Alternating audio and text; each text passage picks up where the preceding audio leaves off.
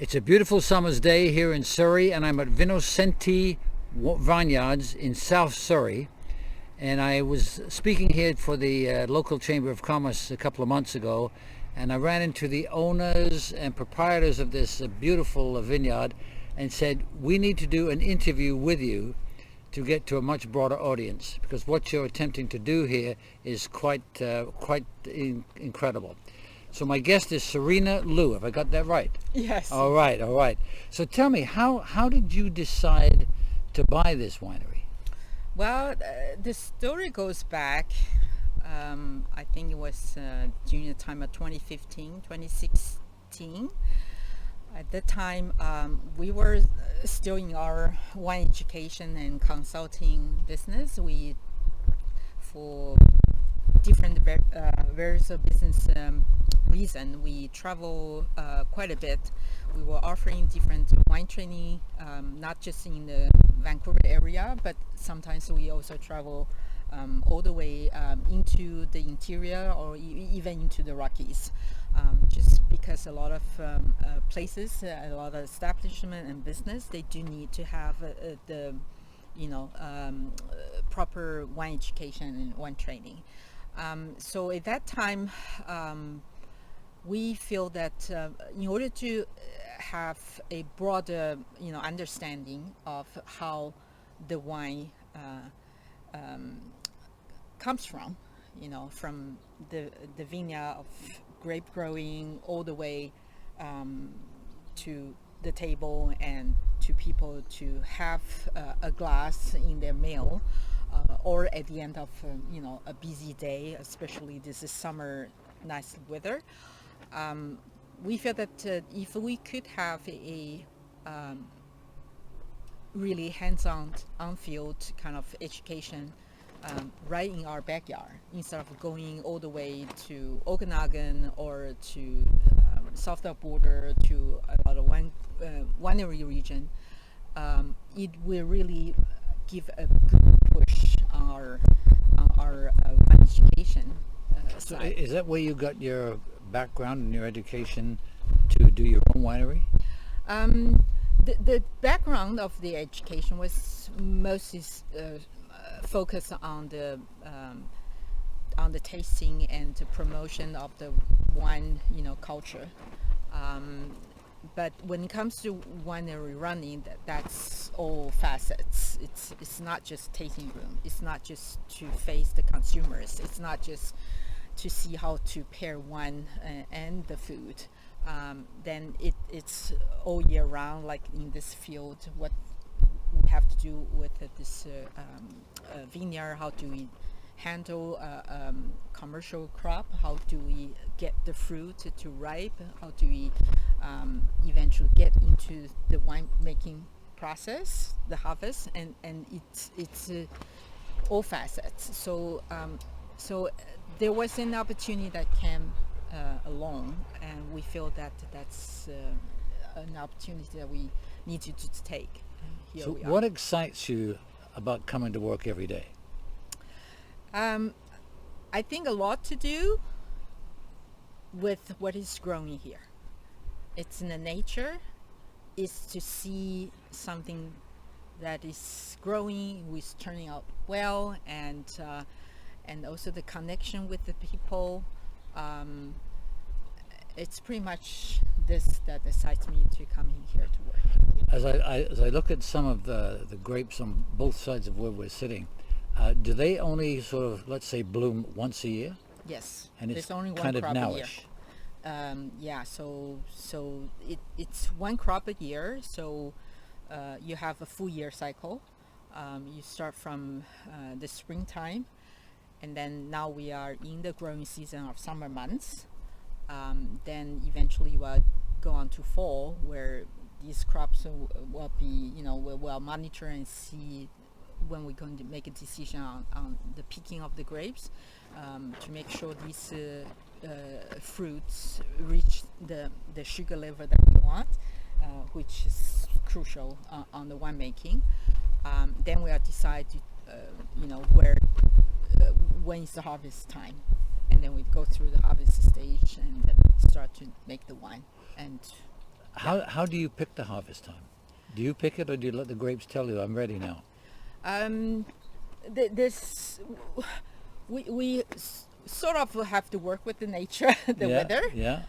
Like each year, we have to see how the sugar level is coming up, and we usually have a different nutrients that we have to put into the vines during their growing season, and we will see there's a different timeline, how many rounds we have to do that, and then eventually 2 weeks, 3 weeks before, we will have to stop that, so the crop will continue to grow on its own. And we also have to see, sort of predict a little bit the weather, like we'll see whether we're going to pick the grapes now or in the next few days, or if we know that the rainy season is coming, the rain is in the forecast, whether we want to allow these crops to go through the rain but allowing them a few more days or a few more weeks until they really ripen properly. So we have to do that. What's generally the time of the year that? Usually it's the later of September. Okay. Later of September to early October. But there was sometimes we have to start doing that. I know in Okanagan their harvest season is sooner.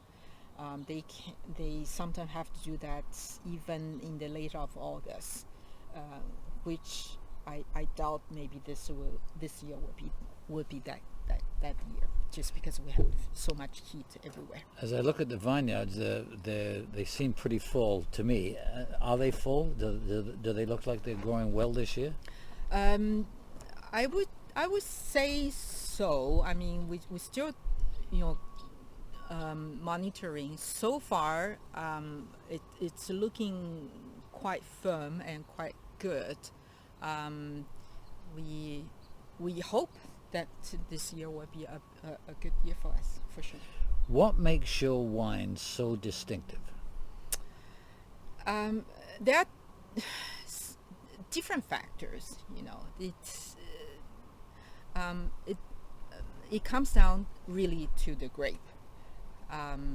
So then you have different grape varieties that will come out different flavors, and you also have the terroir, which is the weather and the soil and the climate that help to grow the grape the way that they will really do well.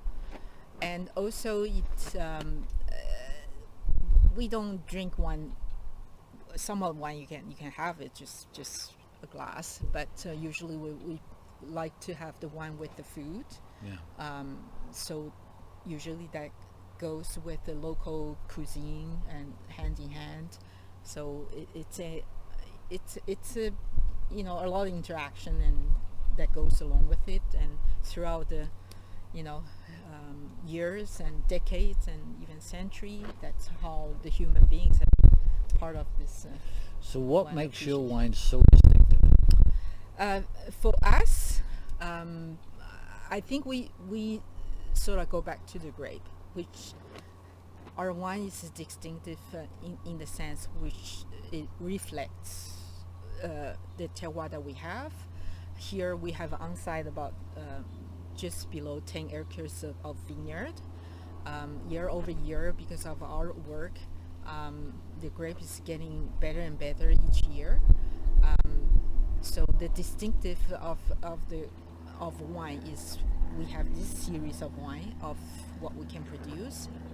We really take the best to reach out to the wine quality, but we're not limited with the one that we make from our on-site vineyard, the grape that we pick here. We also gear ourselves to the wine qualities and the diversity of the wine from other places in BC, not just from our own vineyard. At the beginning of this particular part of our conversation, you said that the wine gets better every year. Is that something you do?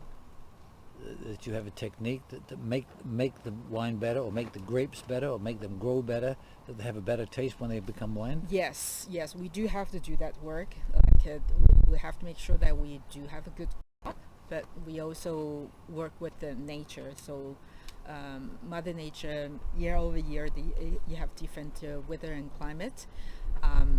But there's certain things that we can do as from the experience, that we can help these plants to grow better. We do our best to provide the necessary structure, the necessary nutrients, the ability for them to, fight against any disease because of the environment.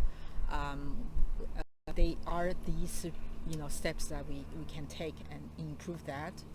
We also work with people in the industry and the winemakers and my full-time staff to make sure the wine producing is in the right track, and then there are all these little efforts that we do every day, and every little effort counts, and then it will add up a good result. Now, is the winery a new business for you? And if it isn't a new business, how did you decide to get into it? It is a new business in the sense that I have never worked in a farm, and it is, but it is not so much a new business for me in the sense where I see this as an extension of what we were doing before, and which we are still doing.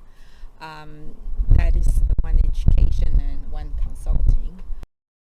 We embrace people coming to our winery, and usually through the reception of the wine tasting and the food that we enjoy here, that we share all the experience and the interaction with the people and the food and with the wine. That's still I see that extension of what we were doing before, but we just receive the people here now at our winery.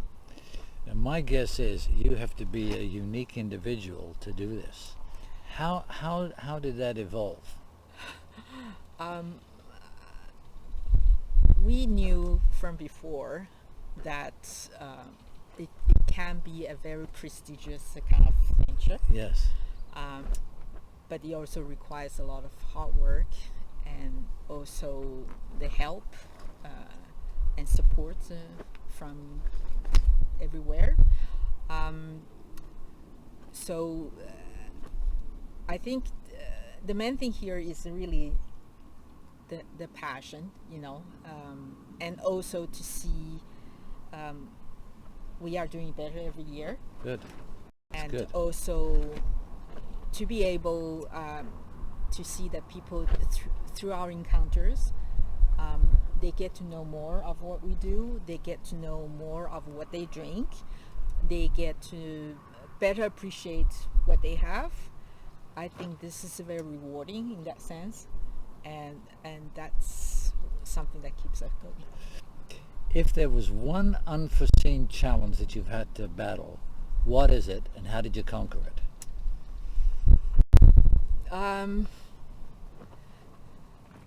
Well, unforeseen probably in the sense where, I don't know all these equipments.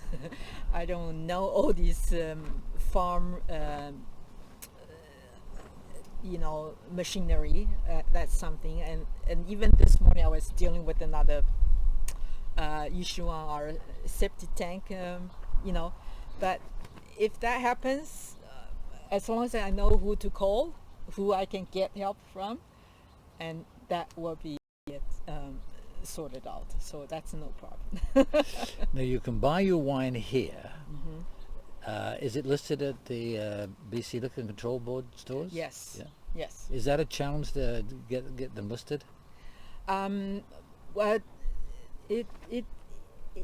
it's not necessarily a challenge in that sense. But because the distribution is a different scale in comparison with what we produce here, meaning that we don't have a big size, like a big production. We are a boutique wineries, and with LDB, there's a certain kind of style of some wine that probably fit better into their distribution, where we as a small boutique winery, sometimes we don't fit into that structure, and that can be a bit challenging in that sense. Sometimes some of the private stores, because they only have certain shelf space, and they sort of not ready to open to new wineries. That's also another challenge. Yeah. What has been your biggest challenge? Would you get into this business again, and how did you conquer that challenge? I think the challenge here has been, production and sales. I think that's why 4 or 5 years ago, when we first got into here, we have to make the decision to reach out the community, which we are still working on that. And since then, we've been getting a lot of support. But we always need more to let people know about us, to let people come around here and to appreciate more. That can really help in terms of production and sales, and they can go hand in hand together. Are you open pretty well every day, year round? No, not year round, because we are part of a hospitality industry, so we definitely have to work on the weekends. Okay. So early of the week, like Monday or Tuesday, usually we are not, but we are open throughout the year. We only take 10 days off during the year-end holidays, Christmas and New Year. Other than that, we are open all year round, just different days and different hours. Yeah.